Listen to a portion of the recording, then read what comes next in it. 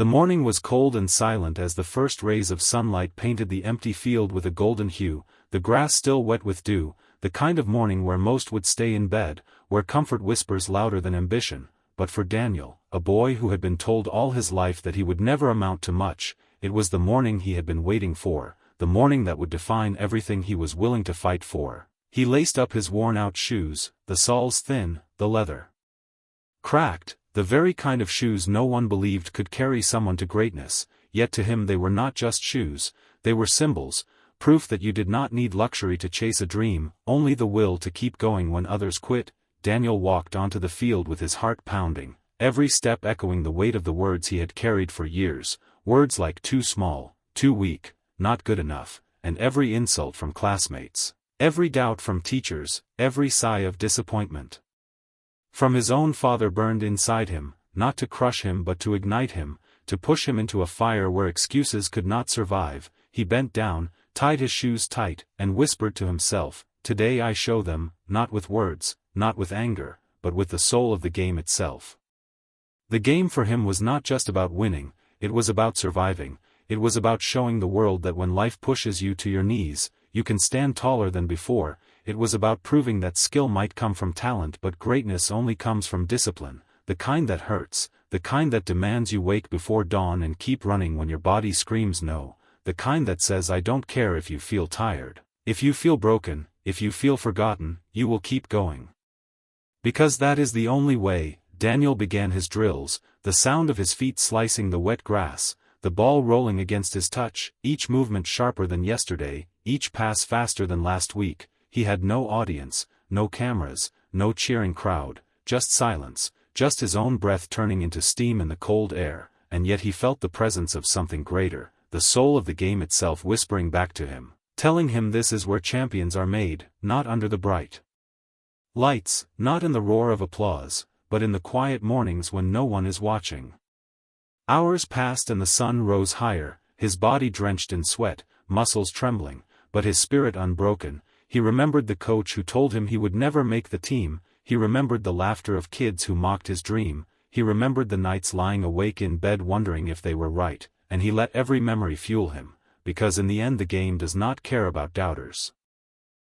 The game does not care about opinions, the game only cares about truth, and truth is revealed not in what you say but in what you do. Daniel trained until the field emptied of its shadows, until the birds flew overhead, until his vision blurred. And when he finally dropped to his knees, exhausted, he smiled, because he knew something no one else could see. He knew that greatness is not born in a moment of glory but in 1,000 unseen battles where you choose to rise instead of rest.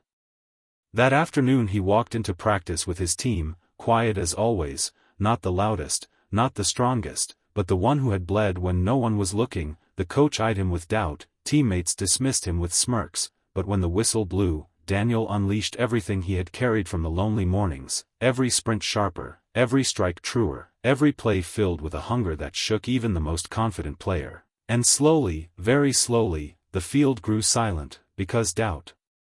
cannot survive in the presence of undeniable work. His coach called him over, looked him in the eyes, and for the first time in years said, "Maybe you do belong here after all." But Daniel did not nod, he did not smile, he simply whispered to himself, "I always belonged, I just had to prove it." The season began and Daniel played with a fire that shocked even himself, not because he was the most skilled, not because he was the fastest, but because he played with something the others did not. He played with soul, the kind of soul that dives for every ball, that runs when lungs burn, that stands tall even when knocked down. He became the player who never quit, the one who inspired others to push harder, and soon his team began to rise. Victory after victory, not because of him alone but because of the spirit he carried that spread to all. The soul of the game had found its vessel in him, teaching others that talent can entertain but soul inspires.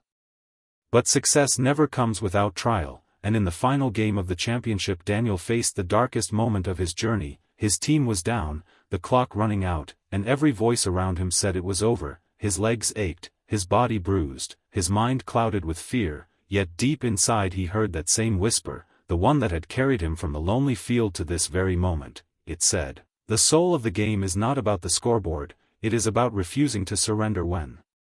Surrender feels easiest, so Daniel pushed, sprinted down the field one last time, his vision narrowing, his heart racing, and in that final second he gave everything, not for glory, not for applause,